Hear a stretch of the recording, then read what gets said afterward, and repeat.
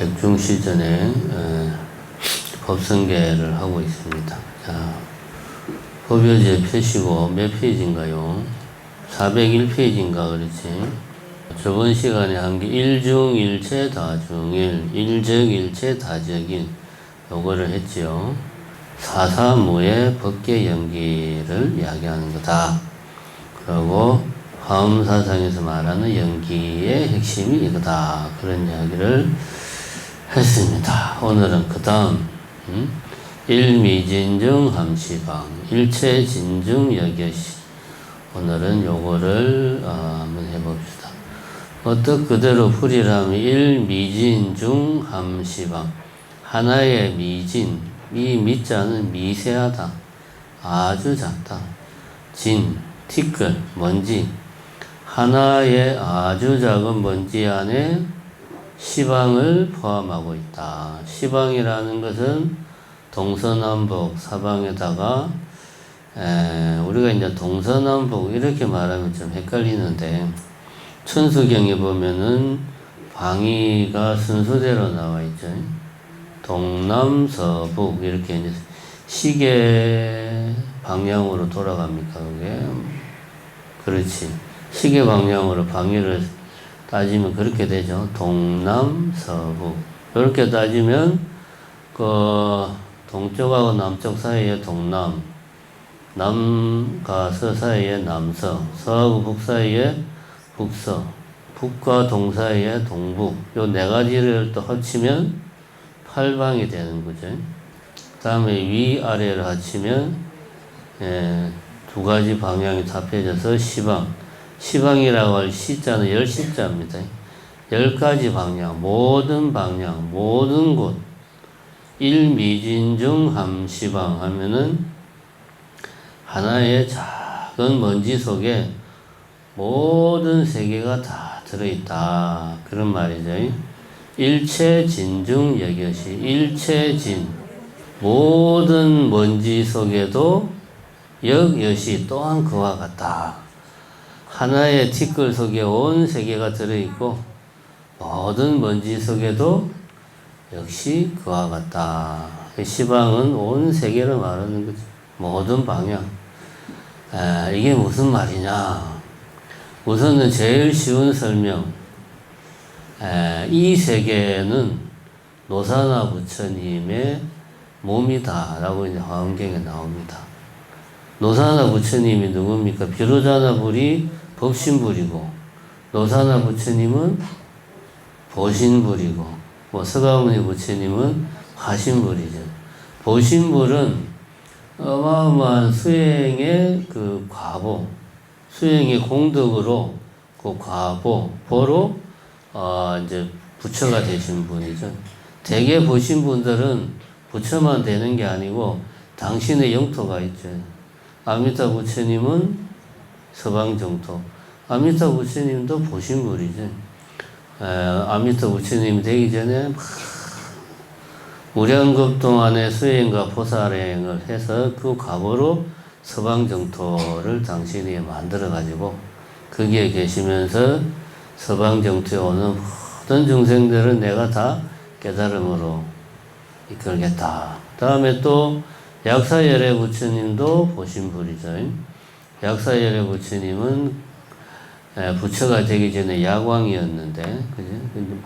많은 이제 의술로 보시를 하고 수행을 해서 그 과보로 이제 보신불이 되어서 약사열애 부처님이 계신 세계가 어디죠?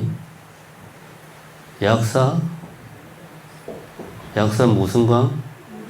그렇지. 약사 유리광 세계가 약사열애 부처님이 이제 수행의 과보로, 공덕으로 만든 세계가 약사 유리광 세계죠. 노사나 부처님은 이 세계 자체가 노사나 부처님의 몸이에요, 그냥. 노사나 부처님은 그 전에 이제 보장음 동자 였던 시절에 태위광태자라고도 하고 아성기 급동안 무한한 급동안에 수행을 하고 보살행을 해가지고 그 과보로 당신의 몸 자체가 그냥 이 세계가 된 거예요. 이 몸 자체가 우리 세계만 그러냐 아니고 노사나 부처님의 털구멍 하나하나마다 이런 삼천대천 세계가 들어있어요. 털구멍 하나 안에마다. 이런 뭐 사바세계 같은 이런 세계가 털구멍 하나하나 안에 다 있어. 보면. 그 전체 털구멍이 사람 몸에 얼마나 많겠어요. 얼굴에만 해도 화장 우리 보살님들 그 모공 관리 신경 많이 쓰잖아요. 얼굴에만 해도 한 2만 개의 모공이 있다고 그래요. 그럼 전체로 따지면 얼마나 많은 털구멍이 있겠습니까? 그 많은 털구멍 하나하나마다 다 각각의 세계가 있는 그 몸이 이 전체가 노사나 부처님의 몸이다. 노사나 부처님은 너무 원이 커가지고 수행의 결과 부처가 되면서 동시에 당신의 몸이 바로 세계가 된 거예요. 그걸 우리가 이제 연화장 세계 이렇게 말을 합니다. 화엄경에서 이야기하는 세계는 연화장 세계, 화장, 장엄 세계. 그 세계는 털구멍마다 또 삼천대천 세계가 펼쳐지는 거고 털구멍마다 부처님이 계셔가지고 그 부처님이 거기에서 이제 법을 설하고 계신 거죠. 우리가 있는 이곳이 이 사바세계가 노사나 부처님의 어딘가에 있는 털구멍 속이에요. 거기에 서가모니 부처님이 우리 눈에 보이게 화신불로 오셔가지고 법을 설하신 거예요. 예, 그러니까 일미진중 함시방이고 노사나 부처님의 그 미지는 작은 그 먼지잖아요. 털구멍도 아주 작잖아요. 이게 모공이라는 표현을 씁니다. 같은 이야기죠. 그러니까 일미진중 함시방은 이 노사나 부처님의 털구멍 하나 속에 온 세계가 다 들어가 있고 또 노사나 부처님의 몸 자체가 모든 세계를 다 이 우리 사바세계뿐만 아니고 그 털구멍만큼의 많은 수의 세계를 다 가지고 계시다. 그래서 일미진중 함시방. 그 미진 작은 먼지를 노사나 부처님의 모공으로 생각하면 됩니다.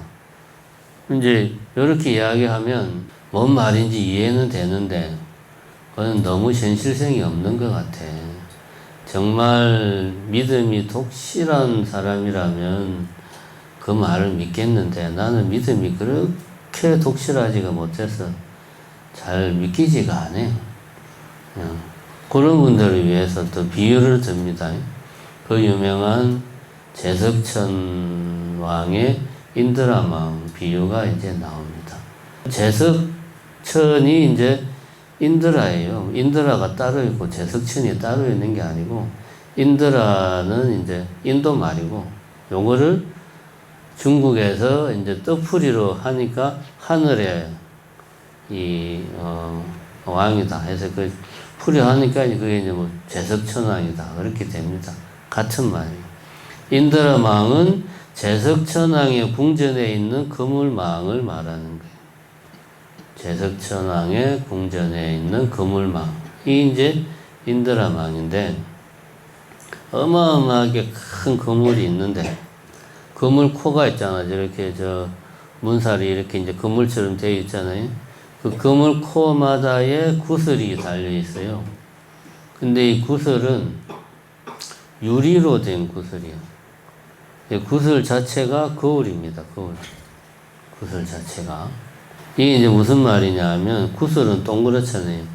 우리가 보통 거울 하면은 그냥 이렇게 그냥 평면으로 생겼잖아요.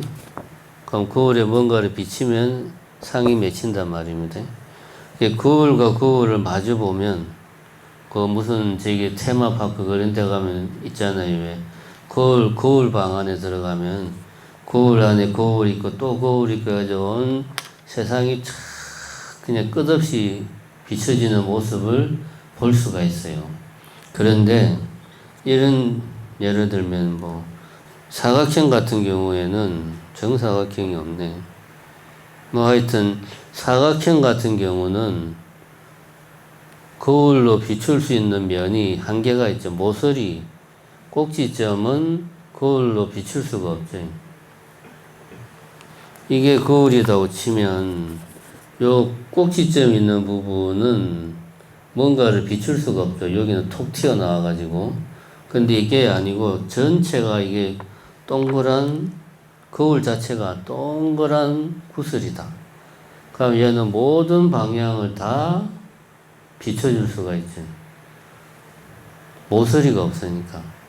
이해가 됩니까? 그래서 하나의 거울 속에 하나의 구슬이 거울이야. 그럼 이 구슬 표면에 다른 구슬들의 모습들이 다 비치는데 얘가 모든 면을 다 비추니까 주변에도 다 똑같은 거울 구슬이잖아요. 그러면 하나의 구슬이 결국은 모든 구슬의 모습이 하나의 구슬 속에 다 들어가 있는 거예요.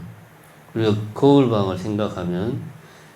그래서 하나의 구슬 안에 모든 세계가 다른 구슬 전체가 다 들어가 있어요. 하나의 구슬을 보면. 이런 식으로 하나의 원지 속에 온 세계가 다 들어가 있다. 일미진중 함시방의 의미를 이런 이제 인드라망의 비유를 써서 이야기를 합니다. 우리가 이제 머릿속으로 그물망을 생각하고 그물 코마다 동그란 구슬 모양의 거울이 있다 생각을 하면 하나의 구슬에 다른 모든 구슬이 다 상들이 그 구슬에 비친다. 이런 비유로 연화장 세계의 실상을 이야기를 합니다. 그럼 이렇게 이야기를 하면 일미진중 함시방이라는 말은 이해가 되는데 적절한 비유를 들어서 머릿속으로 상상을 해보니까 이게 그렇게 하면 하나의 티끌 속에 온 세계가 들어갈 수 있겠구나. 이해가 되는데 그거는 어디까지나 비유고 그럼 실제로 그러면 어떠냐. 실제로 그 비유만 해가지고 이야기해가지고는 진실을 말한다고 볼 수가 없죠. 실제로는 어떠하냐 하면은 우리가 이제 불교 논리학을 이제 인명학이라는 그 말을 합니다. 이제 아비달마 불교 이후에 대승불교에서 논리학을 쭉 전개하는데 그 불교의 논리인데 그게 보면 이제 극미에 대한 표현이 나와요.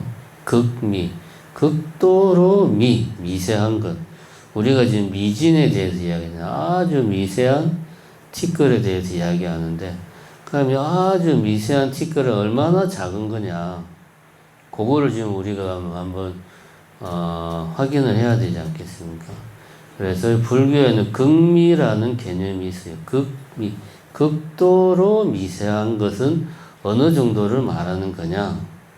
극도로 미세한 것은 더 이상 나눌 수 없는 것이 극도로 미세한 것이다. 쪼개다 보니까 이제 더 이상 쪼갤 수가 없어. 그게 극미라는 상태예요. 이게 제일 작은 거지. 그럼 쪼갤 수 없다는 말은 달리 말하면 예를 들면 이런 게 있다. 이거는 쪼갤 수가 있죠. 왜? 부피가 있으니까. 부피가 있으면 어쨌든 쪼갤 수 있어요. 아무리 작아도. 쪼갤 수 없으려면 이런 부피가 없어야 돼. 그렇다고 해서 완전히 없으면 또 안 되죠. 그럼 그거는 없는 거니까. 쪼갤 수는 없대. 부피는 없대. 없는 건 아니에요. 이게 극미입니다. 아니 세상에 부피가 없는데 있다고 할 수 있는 게 과연 실제하느냐? 이게 그런 게 존재하냐라는 질문은 잘못된 겁니다. 왜냐하면 존재라는 말은 우리가 인식을 해서 개념화된 것을 우리는 존재한다라고 이야기해요. 예를 들면 여기 시계가 있다. 이거는 이제 시계가 존재한다라는 말. 뭔 말이냐? 시계라는 개념이 내 머릿속에서 인식이 된 거예요. 요게 존재한다는 말이에요. 그래서 부피는 없으나 존재하는 것이라고 말하면 우리가 그걸 인식한다는 말이니까 부피가 없는데 있는 거 무엇을 우리가 인식한다. 말이 안 되죠. 그건 존재하는 건 아니에요. 말로 설명할 수가 없어요. 왜냐하면 부피가 없는데도 있다고 해야 되니까. 그래서 이거는 그냥 굳이 말하면 실제한다는 표현을 쓸 수밖에 없어요. 실제로 있다. 그럼 부피가 없는데 과연 그것이 실제할 수 있느냐? 이 현대 물리학에서는 실제로 그런 게 있어요. 우리가 평소에 항상 보고 있습니다. 뭐냐? 빛이 아주 대표적인 예예요. 빛을 광자라고도 그래요. 빛의 알갱이.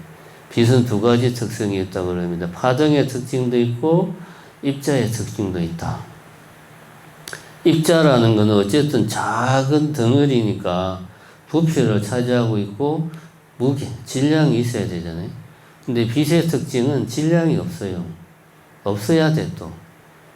질량이 없고 부피가 없으니까 공간을 차지하지 않아요. 근데 우리 눈에 빛이 안 보입니까? 보이잖아요. 너무나 선명하게 빛이 없으면 우리는 아무것도 못 보잖아요. 빛은 그냥 에너지의 덩어리입니다. 그러니까 우리가 빛이 부피를 차지하지 않는다 해가지고 빛이 실제하지 않는가? 이렇게 말할 수 없죠. 부피는 차지하지 않지만 에너지로서 빛은 분명히 실제하는 거지. 다만 그것이 어떤 방식으로 실제하는가? 여기 아직 우리 인간이 명확하게 규명을 못했을 뿐이에요. 이게 이제 극미라는 개념을 현대 물리학에서는 이런 빛의 특징에 대해서 20세기 들어가지고 규명을 하기 시작했는데 불교에서는 이게 거의 이미 한 2000년 전에 상상으로 극미라는 것을 설정을 했습니다. 그 다음에 공간적으로는 그렇고 시간적으로는 찰나라는 용어가 불교에 있습니다. 찰나라고 하는 것은 원래 이제 아비달마 불교에서 찰나는 법이 고유 성질을 유지하는 그 시간의 단위를 이야기하는 거예요. 시간, 요게 이제 아비달마 불교에서 말하는 찰나의 개념이고, 법이라고 하는 것은 우리가 인식하는 어떤 존재가 그 존재로서의 특징을 유지할 수 있는 시간, 그게 찰나다. 이렇게 이야기합니다.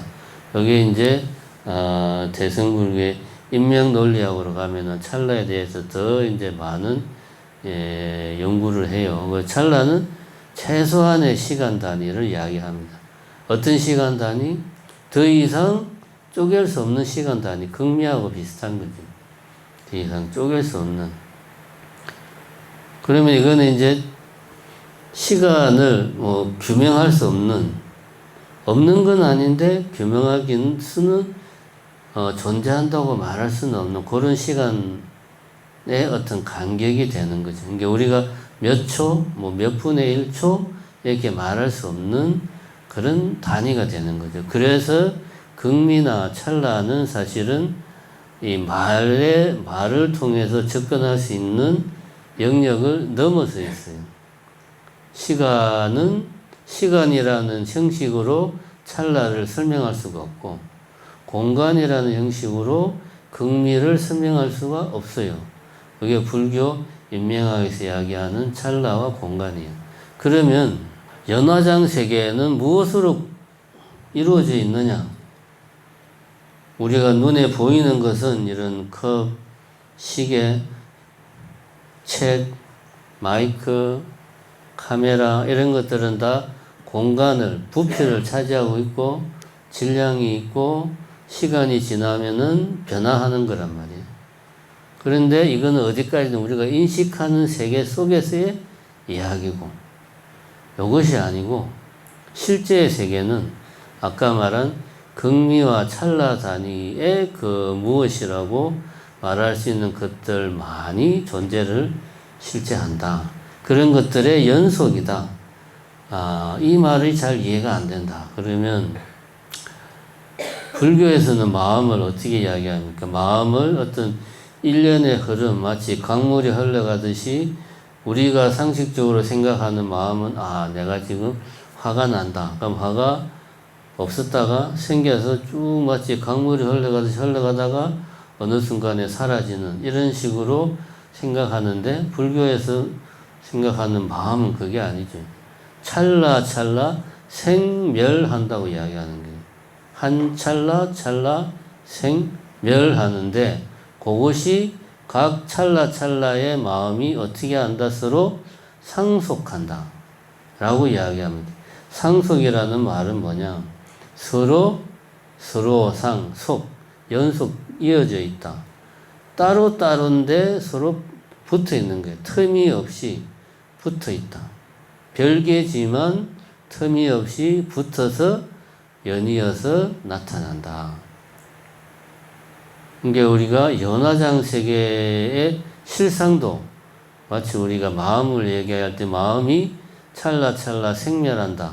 그리고 우리가 마음이 어떤 이 눈으로 볼 수 있는 공간을 차지하고 있는 무게가 있는 그런 게 아니란 말입니다. 이런 것들이 극미에 찰나찰나 생멸하는 그 무엇이 서로 상속하고 있는 것이 실제 세계의 모습이다. 그런 세계를 우리가 말로 표현한다면, 그나마 말로 표현한다면, 예를 들면